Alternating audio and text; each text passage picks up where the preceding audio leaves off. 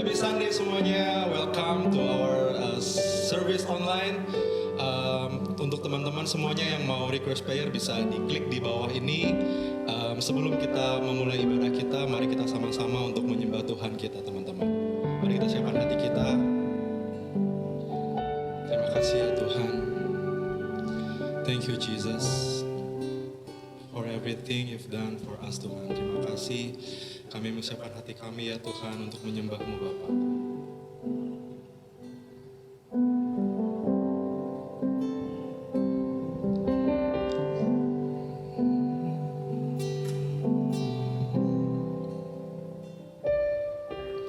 Saat ku masuk ke hadirat-Mu, bawa persembahan ke tempat kudus-Mu. Pujian ku naikkan, sembah ku berikan bagi-Mu Allah yang mulia. Kau layakkan ku menghampiri-Mu, melihat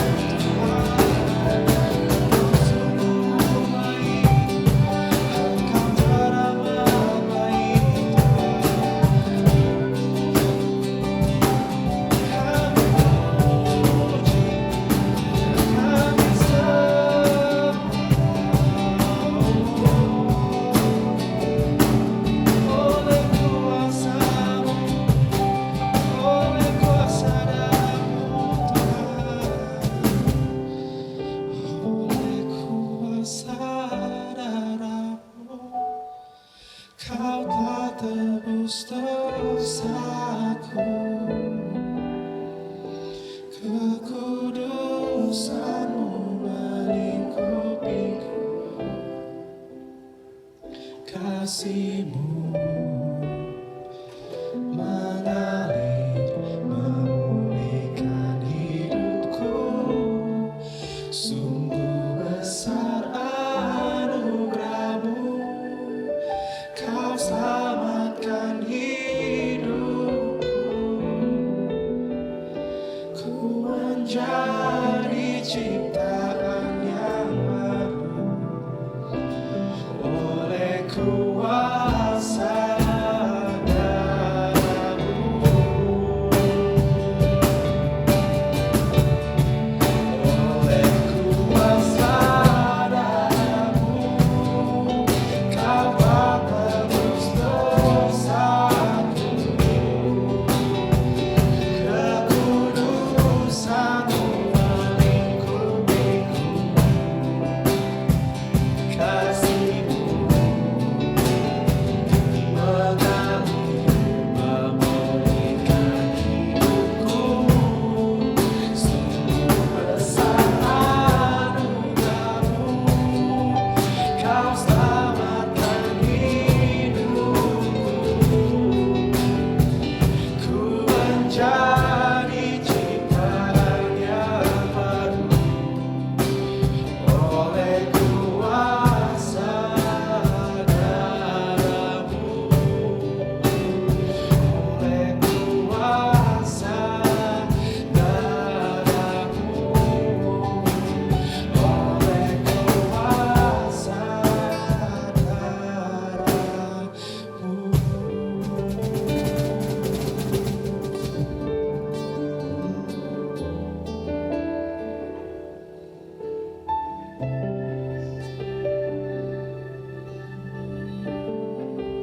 Kau kekuatan kami ya Tuhan. Kau ketenangan di batin kami ya Tuhan. Terima kasih ya Tuhan.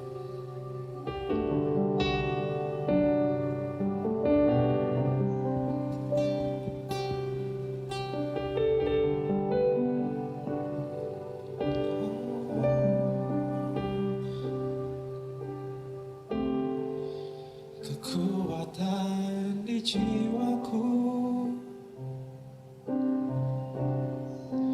ketenangan batinku, ada dalam hadirat-Mu. Ku menyembah-Mu.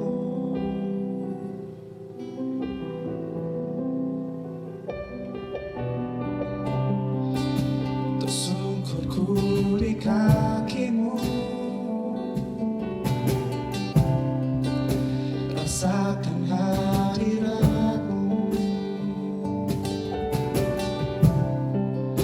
Takkan ku melepaskan-Mu, Kau cahaya bagiku, mengiringmu seumur hidupku. Masuk dalam rencana-Mu Bapa, pikiranku, kehendakku, ku serahkan padamu. Harapanku hanya di dalam-Mu. Ku kan teguh bersama-Mu Tuhan. Jadikanku bejana-Mu untuk memuliakan-Mu.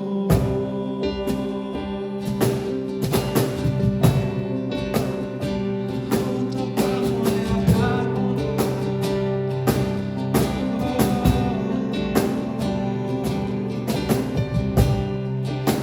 Tersungkur ku di kaki-Mu,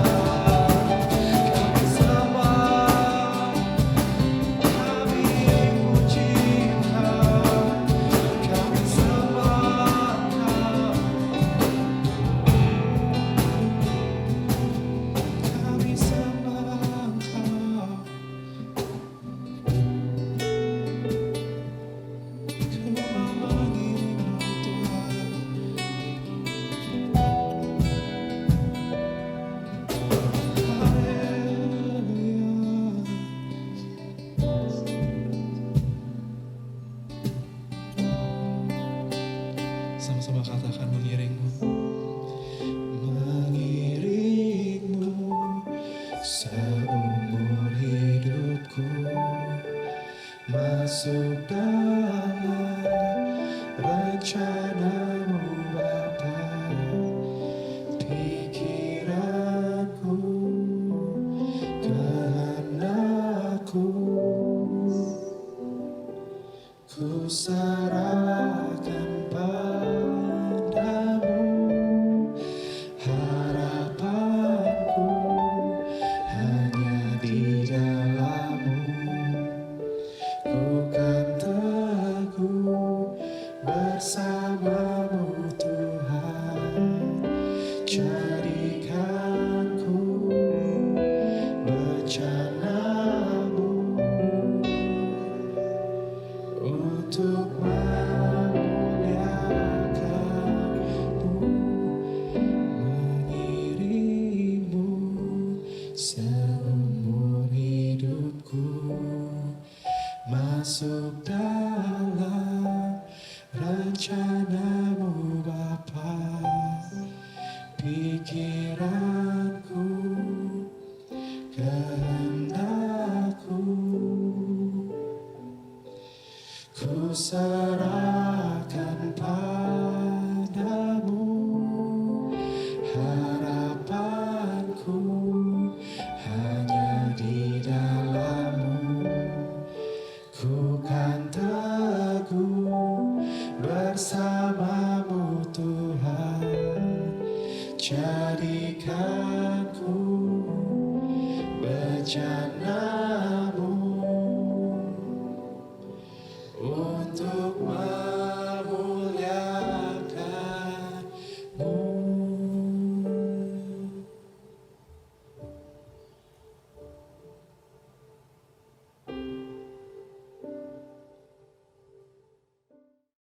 Hai, wow, shalom semuanya. I'm so blessed dengan tim musik yang sudah lead us into worship. I just wanna say our best apresiasi kita tertinggi untuk teman-teman production yang work so hard untuk make sure bahwa online service ini bisa jadi berkat bagi saudara dan bagi saya dan bagi kita semua. So, apresiasi yang tertinggi dan luar biasa. You guys are the best.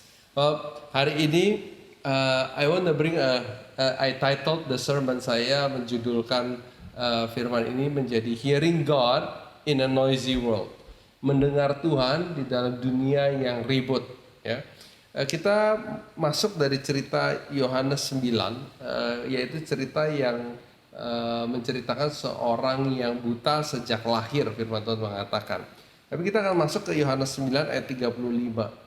Di sini setelah orang buta itu disembuhkan, orang buta ini yang dari sejak lahir telah menjadi buta, dia disembuhkan. Dan setelah proses penyembuhan itu, lalu semua ahli agama sibuk menginterogasi atau menginterview si orang buta yang sembuh ini. Karena mereka penasaran apa yang sebenarnya terjadi supaya mereka bisa mendapat celah untuk menangkap Yesus. Kira-kira sebegitu itu. Jadi dalam semua kejadian proses ini, orang buta ini lari ke kiri ke kanan, ketemu ditanya, dan dia menjawab dengan jawaban yang as it is. Cuman memang karena orang-orang ahli agama ini sedang mencari celah sehingga mereka nggak bisa terima.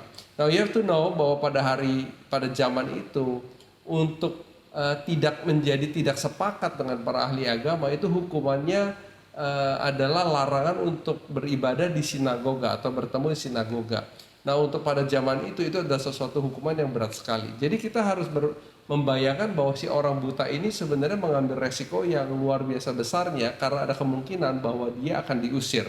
Dan kalau kita baca sepanjang Yohanes 9, betul bahwa akhirnya orang-orang ini begitu kesal dengan jawaban dia yang senantiasa tidak menyalahkan Yesus, sehingga akhirnya dia kata pergilah sudah. Nah, Yohanes 9 ayat 35, di sini kejadian di mana setelah diusir orang buta ini ketemu dengan Yesus kembali. Jadi Yesus mendengar bahwa orang buta ini telah diusir keluar oleh mereka. Mereka itu ahli agama dan sebagainya.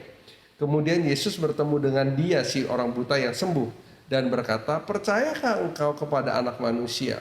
Ayat 36, jawabnya, siapakah dia Tuhan? supaya aku percaya kepadanya. Ayat 37, kata Yesus kepadanya, engkau bukan saja melihat dia, tetapi dia yang sedang berkata-kata dengan engkau, dialah itu. Jawabnya, aku percaya Tuhan. Lalu ia sujud menyembahnya.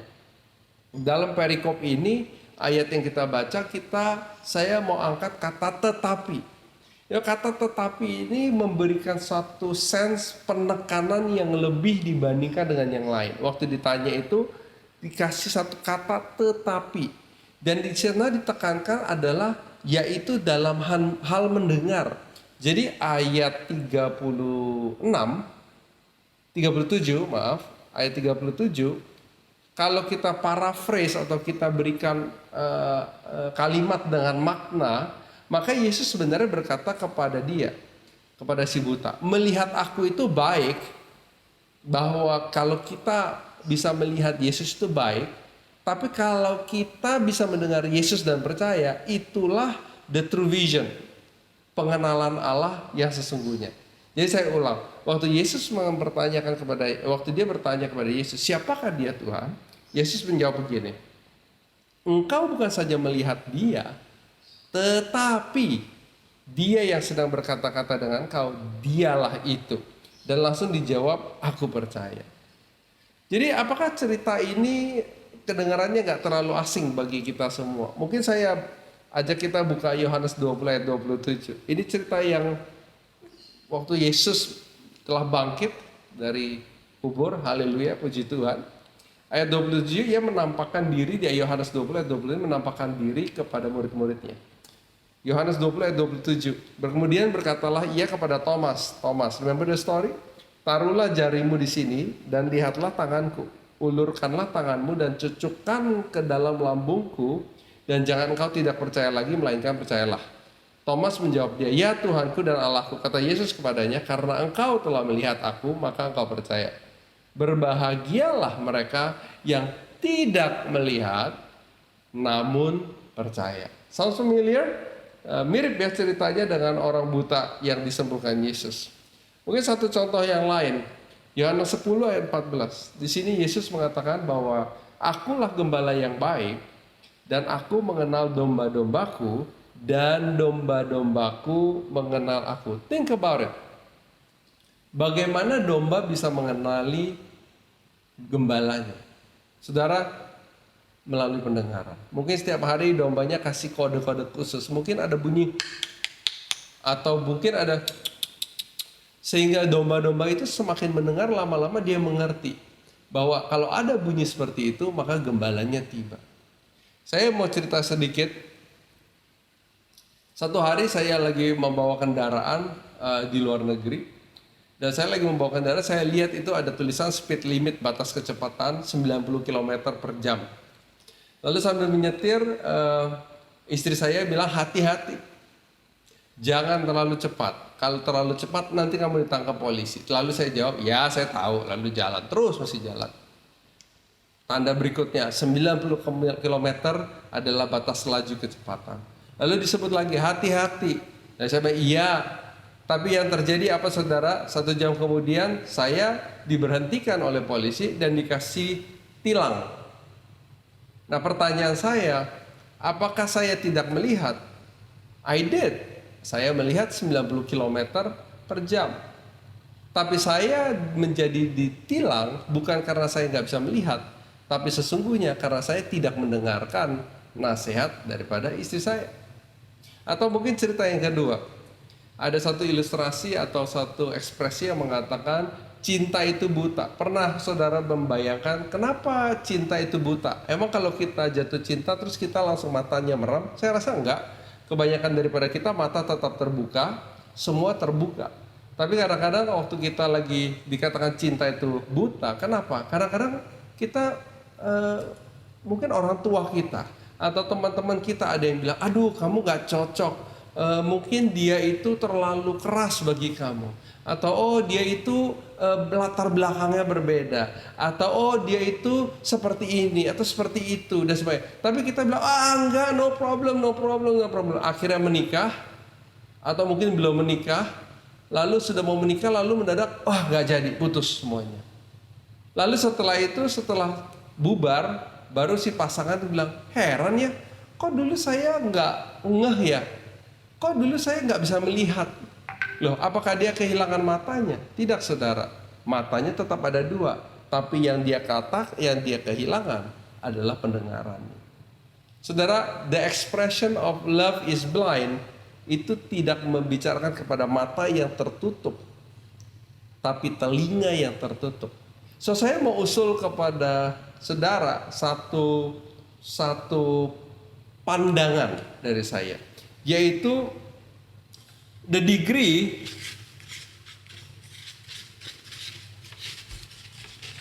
degree of our listening skills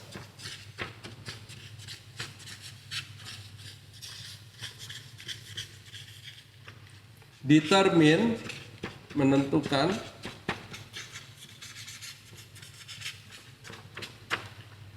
the clarity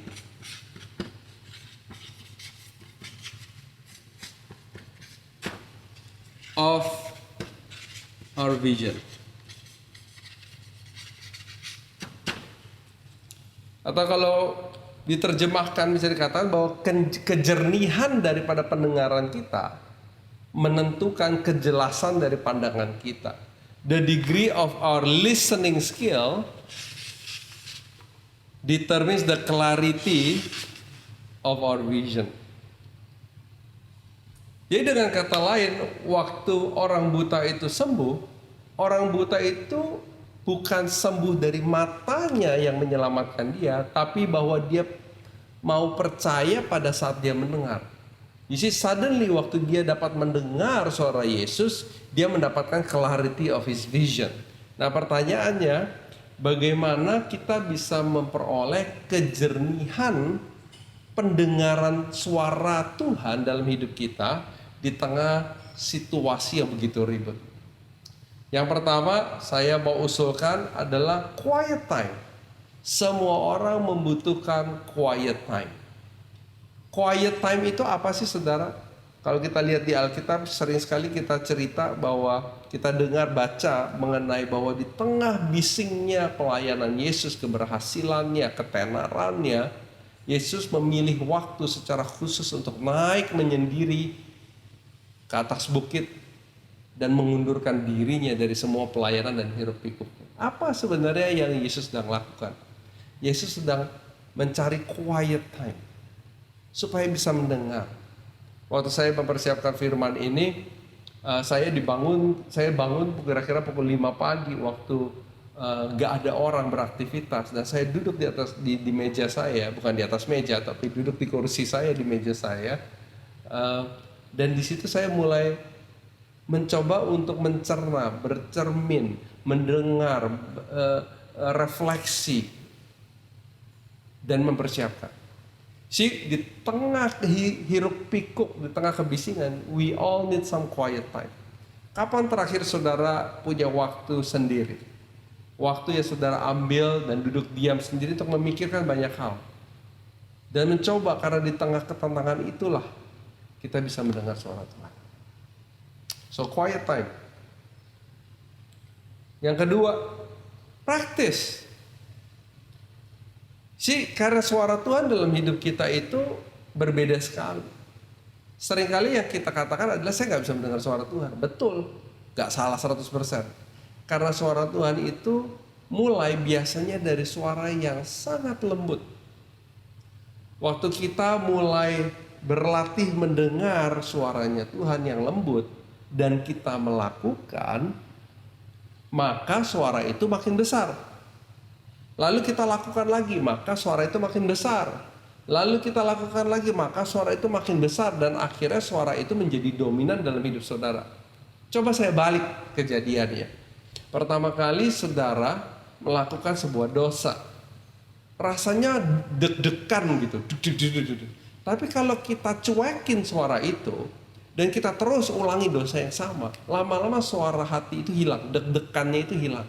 Nah, kira-kira seperti itu rasanya saudara. Di dalam Tuhan adalah the other way around. Suaranya mulai dari kecil, semakin kita lakukan semakin besar. Nah, pertanyaannya, kalau salah dengar gimana? Believe it or not, salah dengar adalah salah satu daripada perjalanan kita bersama dengan Tuhan. Waktu seekor domba ditaruh di dalam kandang, dia juga nggak langsung mengenal suara gembalanya. Mungkin waktu ada suara mobil lewat, dia pikir ini waktunya makan, dia lari, lalu cari nggak ada makanan. Setelah 1-2 kali dia mulai kalau suara itu suara mobil di jalan. Sampai terus akhirnya dia mulai memfilter dan akhirnya menjadi familiar dengan suara gembalanya. So salah is fine. Salah itu bukan sesuatu yang strange. Saudara dan saya kalau kita mendengar nabi-nabi bisa bernubuat dengan accurate, bisa memberitahukan, mendoakan saudara dengan accurate. You have to think about it like this, bahwa mereka nggak lahir langsung seperti itu. Bahwa untuk bisa sampai ke tempat tujuan itu mereka harus belajar memfamiliarisasikan dirinya, telinganya terhadap suara gembala kita yaitu Tuhan Yesus. Tapi dalam prosesnya yang harus ditanya adalah berapa kali dia salah. Nah saudara, oleh karenanya kita nggak boleh takut salah, tapi kita harus berani bergerak. Saya mau ucapkan bahwa I'm very proud of all of you yang the champions yang ikut mendengar suara Tuhan, panggilan Tuhan untuk melakukan baksos. Saudara, hari-hari ini dalam 1-2 minggu terakhir ini kita sibuk membagikan makanan kepada orang-orang yang membutuhkan. Setiap kali pembagian 100, 200 dan bahkan 300 dan kita bagikan saudara. Saudara, ini bukan satu program yang dibuat oleh Gereja 2020. Tapi ini adalah satu inisiatif yang diambil oleh anak-anak, oleh teman-teman, oleh para volunteer, yaitu mereka merasa tergerak untuk mau memberkati keluarga 2020, jemaat sesama memberkati, dan juga berdampak bagi orang-orang di luar. Sehingga mereka berinisiatif, ini yang kita sebut champions, karena mereka adalah orang-orang yang volunteer untuk menjadi ujung tombak. Mereka berinisiatif untuk mengatur, mereka berinisiatif untuk membagikan. You know, these things itu nggak datang karena kita sekedar mau melakukan. Tapi saya percaya bahwa ada suara Roh Kudus, ada suara Tuhan yang berbicara dalam hidup mereka. Dan mereka respon terhadap situasi ini. And I'm so proud of them. Karena menurut saya ini is a true values di mana kita menjadi terang dan kita menjadi champions di tengah-tengah di mana Tuhan menempatkan kita. Kondisinya nggak ideal, but it doesn't mean you cannot hear God today. So the phases of listening to God's voice membutuhkan kita untuk practice. Dan practice sometimes means making mistakes. You make mistake, it's fine. I make mistakes, everyone make mistake. Yang penting adalah bagi kita punya hati yang mau taat, mau berlatih mendengar suara Tuhan. So yang pertama, quiet time. Yang kedua, practice. Perfect practice makes perfect results. Amin. Yang ketiga adalah bicara mengenai hati yang terbuka. Do you realize bahwa seringkali our strength, kekuatan kita, kehebatan kita, seringkali menjadi kelemahan kita yang paling lemah. Misalnya, kita orang yang sangat cerdas, intelektual, bagi kita itu our strength. Semua orang bilang, wah kamu pintar sekali, wah kamu cerdas sekali. Tapi akhirnya itu menjadi kelemahan, karena apa yang kita lakukan, kita merasionalisasikan firman Tuhan. Misalnya, firman Tuhan mengatakan bahwa Mesias akan datang. Wah, bayangan kita Mesias ini akan datang seperti apa? Mungkin di zaman Israel, zaman itu Alkitab, mereka membayangkan Mesias itu seperti Daud. Kalau Daud disebut Mesias, pada hari itu saya yakin mereka percaya. Karena Daud datang naik kuda, bawa pedang, habis mengalahkan Goliat, mengalahkan penjajah, semua musuh Israel kalah. So they believe itu Mesias. Tapi waktu Mesias harus mati di kayu salib, it doesn't make sense. See, their strength is their knowledge, pengetahuan mereka terhadap firman Tuhan, intelektual mereka yang sangat tinggi, itu their strength. But look at what happened, it became their weakness, menjadi kelemahan mereka. See, kita nggak bisa, karena kita nggak bisa membatasi Tuhan. Tuhan yang ini Tuhan nggak bisa, yang itu Tuhan oke, kita nggak bisa. Bagian kita adalah untuk percaya dan melakukan. Kalau saudara baca di firman Tuhan, dikatakan bahwa Ishak menjadi kaya, amat kaya dan sangat kaya di tengah apa saudara? Di tengah kelaparan yang luar biasa. Kalau saudara baca dalam Alkitab, ada satu pattern yang terlihat. Setiap kali terjadi satu kelaparan besar, maka mereka akan mengungsi ke Mesir. That's rational, that's logic, that's the way things work. Tapi firman Tuhan mengatakan pada Ishak, no, stay. Pada waktu Ishak mau pergi ke Mesir, firman Tuhan mengatakan, diam di tempat.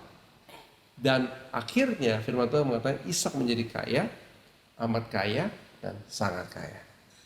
Yang keempat, saya mau usulkan, yaitu di tengah-tengah kita dalam keadaan seperti ini, yaitu to stay fit, untuk kita menjadi sehat. Karena waktu kita sehat secara jasmani, rohani kita pun berdampak positif.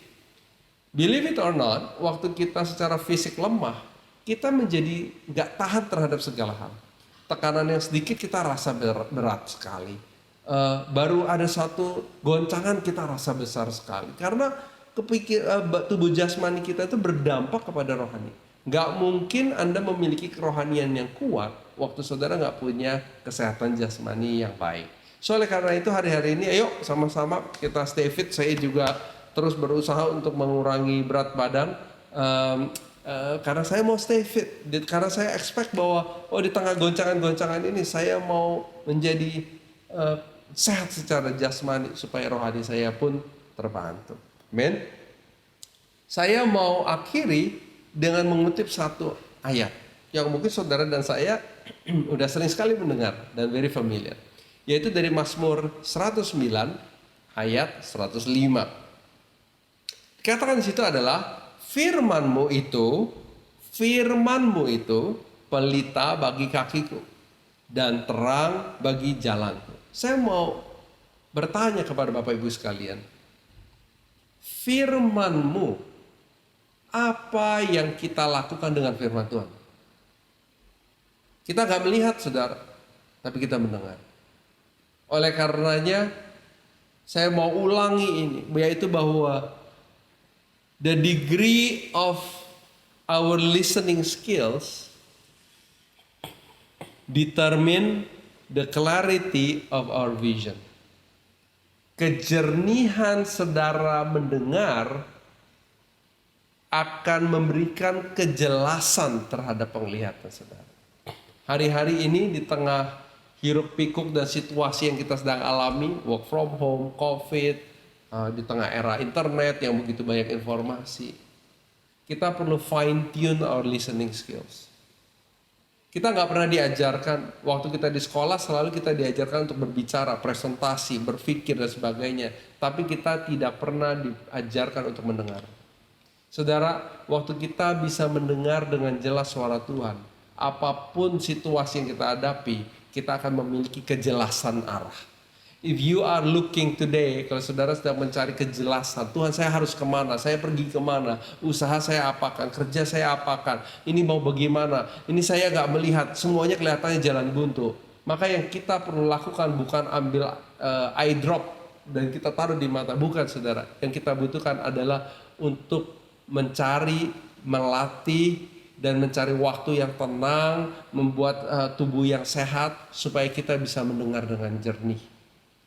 Kemampuan kita untuk mendengar suara Tuhan dengan jernih akan menentukan kejelasan langkah kita ke depan.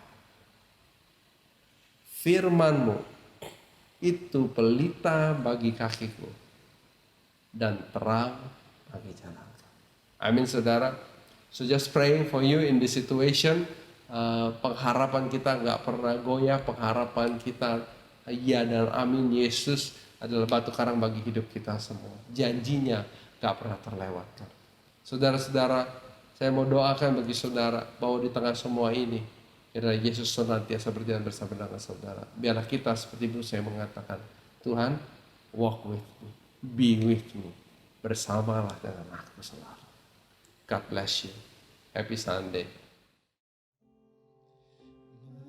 Mengiringmu seumur hidupku, masuk dalam rencanamu Bapa, pikiranku, kehendakku, sayang